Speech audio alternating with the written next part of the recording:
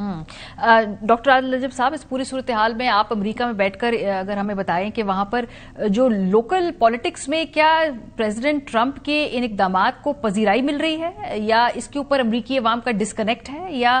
جو جنگیں ہیں ان سے وہ اسرائیل کی خاص طور پہ فارن پالیسی کا جو تعلق ہے اس سے اپنے آپ کو علیحدہ کرنا چاہتے ہیں؟ امریکہ میں اس جنگ کے بارے میں کیا رائے عامہ ہے؟ دیکھیں، امریکی عوام جو ہے وہ تو مصروف ہے انٹرنیٹ پہ اور ٹویٹر پہ اور ٹک ٹاک پہ، تو اس کو تو میرے خیال میں خاص فرق نہیں پڑتا. جو امریکی رائے عامہ نہیں لیکن رائے خاصہ آپ کہہ لیں، جو آپ کے جو کچھ لوگ انٹرنیشنل افیئرس پہ دیکھتے ہیں، ان کو اٹیک پہ تو بہت تشویش تھی. لیکن بات یہ ہے کہ جیت سے آپ جیتی ہوتی ہے،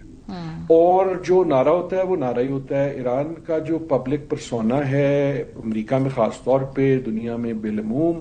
وہ ایسا تھا کہ ڈونلڈ ٹرمپ اس کی وکٹری جو ہے وہ تو ڈکلیئر کر چکے ہیں، اور ان کو وہ ضرور ملے گی، اور پرابلی الیکشن میں بھی ان کو اس کا کوئی ایک فلپ مل جائے گا. لیکن کہنے کا مقصد یہ ایسا نہیں ہے کہ جس طرح آپ کے پروگرام یا اس وقت کسی چینل پہ ہر ایک جو ہے صرف یہی بات کر رہا ہے. ایسا اگر ہے بھی تو وہ صرف اس حوالے سے ہو رہی ہے کہ ہاں جی دیکھو ڈونلڈ ٹرمپ نے ایک اور ناچ آن دا بیلٹ جو ہے وہ ہو گئی، اور وہ بہت تشویشناک ہے. بیکاز اس کا مطلب یہ ہے کہ یہ جو ایک قسم کی آپ غنڈہ گردی کی پالیٹکس آپ کہہ لیں، out of all international law norms, وہ جو ہے وہ اب ایکسپٹ ہو رہی ہے. بیکاز پرسونا یہ بن رہا ہے کہ دیکھو یار یہ جدھر جاتا ہے نا کر دیتا ہے، بس نکال دیتا ہے. مڈورو کو بھی نکال دیا، اس کو بھی نکال دیا، جتنے برے لوگ ہیں دنیا کو اس کو نکالنے کا یہی طریقہ ہے. اور اس کا مطلب یہ ہے کہ دنیا کے مسئلے حل کرنا جو ہے اس کا جو بیسٹ طریقہ ہے وہ طاقت ہی ہے. سو یہ جو پولیٹیکل بلیف جب یہ بن جاتی ہے اس کا امپلیکیشن بہت زیادہ ہوتا ہے. جہاں تک جو آپ بات عدیل سے بھی کرنی تھی ہرموز کی، ایک تو انہوں نے بالکل صحیح پوائنٹ کیا کہ وہ ایسا نہیں ہے کہ ایران کے پاس کوئی ٹوٹی ہے اور انہوں نے کہا جی بند کر دو. یہ جو حالات ہیں اس کی وجہ سے بند ہو گئی ہے. دیکھیں نا، ایک طرف تو امریکہ نے بھی اپنے بحری بیڑے جو کھڑے کر دیے ہیں، اس سے بھی ایک دیکھیں نا ایک روڈ کے دو طرف جو ہے آپ کے انڈے کھڑے ہو جائیں تو ہر ایک طرح سوچ سمجھ کے چلتا ہے. اس کا شارٹ ٹرم امپلیکیشن میرے خیال میں یہ ہوگا کہ the likelihood of some short term solution increases. اچھا، لانگ ٹرم میرے خیال میں اس کی پولیٹیکل امپلیکیشن یہ ہے کہ یہ والا جو سایہ ہوا ہے پچھلے 40 گھنٹے 24 گھنٹے میں، یہ اب بہت زیادہ بڑھ گیا ہے اور یہ واپس ہٹنے والا نہیں ہے. اچھا،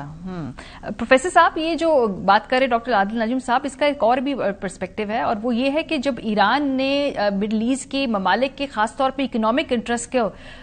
ہٹ کرنا شروع کیا، فار ایگزامپل اگر ہم دیکھیں تو اس وقت دبئی سے قطر سے فلائٹس نہیں اڑ رہی اور ابھی تک ہمیں معلوم نہیں ڈیفینیٹلی کہ کب تک وہ ایئر اسپیس بند رہے گی. یہ اکنامک ہٹ جو ہے اس کو کس حد تک ایبزارب کر سکتے ہیں مڈل ایسٹ، یا ان کی پاکٹس چونکہ بہت ڈیپ ہے، ابھی اسٹیٹ ان سارے لوگوں کے جو نقصانات ان کو پورا کرنے کی صلاحیت بھی رکھتی ہے، سکت بھی رکھتی ہے، تو یہ چھوٹے موٹے مائنر انکنوینئنس ہے ان کے لیے؟ دیکھیں، یہ تو بہت واضح ہے کہ یہ ایک بہت بڑی بریچ ہے، کیونکہ جو لوگ دبئی میں رہتے ہیں ان ملکوں میں، وہ کافی ان کو وہ جو اسٹیبلٹی ہے، جو لوگوں نے پیسہ انویسٹ کیا، تو یہ جو خیال تھا کہ دبئی ناقابل تسخیر ہے وہ بات نہیں رہی.